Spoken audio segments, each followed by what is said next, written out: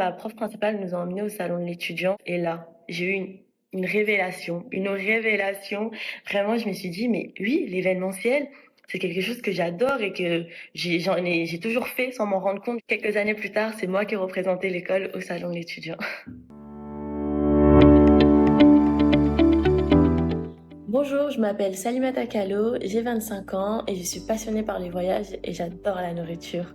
Mes domaines de prédilection sont la communication et l'événementiel. Vous parlez de moi à l'époque de mes choix d'orientation. Je dirais que du collège à la terminale, j'aimais pas beaucoup l'école, donc je savais déjà que je voulais faire des études courtes après le bac, plutôt un BTS ou un DUT. Après, je savais pas exactement dans quoi, donc j'aimais bien agent immobilier parce que j'avais regardé un peu trop Stéphane Plaza. Mais je trouvais que c'était un métier humain, donc je me suis dit, bah pourquoi pas. Et un jour, en terminale, ma prof principale nous a emmenés au salon de l'étudiant pour faire un tour et je me promenais et je suis tombée sur une école et j'ai commencé à discuter avec la personne. Et là, il m'a dit que c'était une école d'événementiel et de commerce. Et là, j'ai eu une révélation. J'ai toujours organisé les anniversaires surprises de mes amis, j'ai toujours organisé des jeux pendant les baptêmes ou pendant les mariages. Et c'est quelque chose qui m'a toujours passionnée, mais je savais pas qu'il y avait une école pour faire ça. Et je me suis dit, mais oui, ça c'est quelque chose que j'aime et, et que je voulais faire. Je voulais absolument rentrer dans cette école-là. Sauf qu'il fallait convaincre les parents. Parce que quand tu dis événementiel aux gens, c'est faire la fête. Les gens ne prennent pas vraiment ça au sérieux. En tout cas, à l'époque où je suis rentrée dans l'école, les gens ne prenaient pas ça vraiment au sérieux.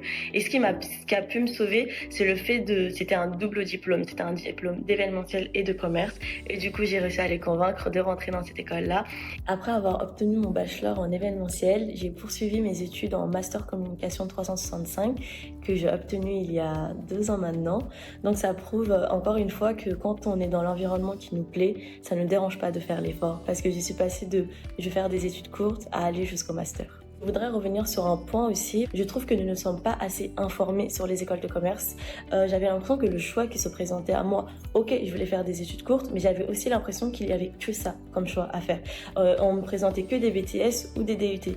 C'est pas que j'avais pas l'idée des écoles de commerce, mais j'avais l'impression que pour moi c'était je n'étais pas légitime à aller dans une école de commerce tellement on m'en parlait pas.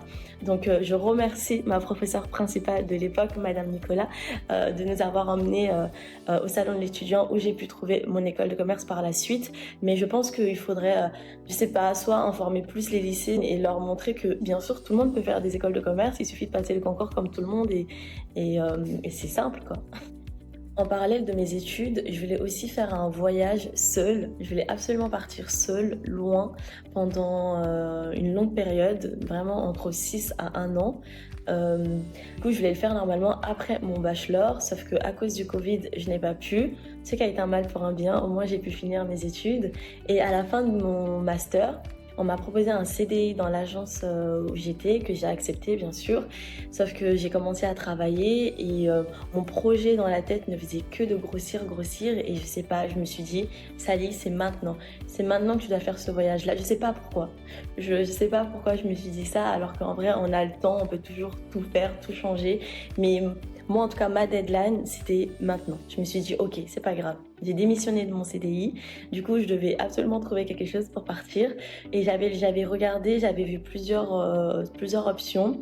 Soit partir en Australie en faisant un permis voyage-travail. Sauf que c'était quand même beaucoup de risques. Parce que comme je vous disais, je voulais partir seule. Et je me suis dit, en Australie, toute seule, c'est quand même loin. S'il y a un problème, j'étais pas très rassurée. Donc j'ai continué mes recherches et je suis tombée sur une agence d'au pair. C'est juste une nounou à l'étranger. Et je me suis dit, mais c'est le deal parfait parce que tu pars à l'étranger, tu es blanchi, nourri, logé et tu pars avec une agence. Donc il y avait la sécurité quand même. Si quelque chose m'arrivait, j'étais accompagnée, je suis pas toute seule à l'autre bout du monde. Et je me suis dit, c'est le meilleur deal pour pouvoir partir en sachant que pareil, je ne pouvais pas me permettre de partir sans pouvoir avoir de l'argent sur place parce que je peux pas partir 6 mois ou 1 an sans recevoir de salaire. Le fait d'être payé, ça permet de subvenir à nos besoins sur place, de pouvoir faire des voyages aussi. Je pense qu'il fait partie de l'expérience des au pairs de pouvoir voyager le week-end, rencontrer des nouvelles personnes. Et je me suis inscrite en agence. Et ça a mis du temps à ce que je trouve une famille parce que moi j'avais vraiment des critères. Je me suis dit si je ne trouve pas une famille qui a tous ces critères-là, je ne pars pas parce qu'il y a beaucoup de mots mauvaises expériences aussi. C'est pour ça qu'il faut vraiment prendre son temps, poser les bonnes questions, ne pas se précipiter et y aller dans la première famille qu'on trouve. Moi, j'ai mis à peu près, je pense, 1 an et demi à trouver la famille parfaite avant de partir. J'ai commencé à chercher avant de quitter le travail. Après mon bachelor, j'avais un peu arrêté les démarches et j'ai rouvert mon dossier à partir du moment où je voulais absolument partir. Donc voilà, c'est pour ça que ça a pris autant de temps, mais il y en a qui trouvent dès la première connexion. Ça peut aller beaucoup plus vite que ça. Et c'est vraiment une expérience que je propose à tout le monde. C'est parfait, ça te permet d'aller à l'étranger, d'apprendre l'anglais, de pouvoir voyager. J'ai eu la chance d'énormément voyager aux États-Unis, de découvrir une nouvelle culture, une nouvelle façon de voir le monde, de travailler. Et je trouve que c'est juste incroyable. C'est juste du bonus pour nous plus tard quand on rentre en France. Est-ce que pour moi il est nécessaire de trouver sa voie? Je pense que oui. Je pense que c'est important d'aimer ce qu'on fait ou en tout cas d'aimer l'environnement dans lequel on se trouve. Après, je vous l'accorde, parfois c'est difficile de le trouver du premier coup. Est-ce qu'avec du recul, je me sens alignée avec les choix d'orientation que j'ai faits il y a quelques années? Totalement, absolument. Je sais que j'ai eu énormément de chance, moi, d'avoir pu trouver directement le secteur qui me plaisait, dans lequel je travaille et que j'aime encore aujourd'hui. Donc oui, oui, totalement.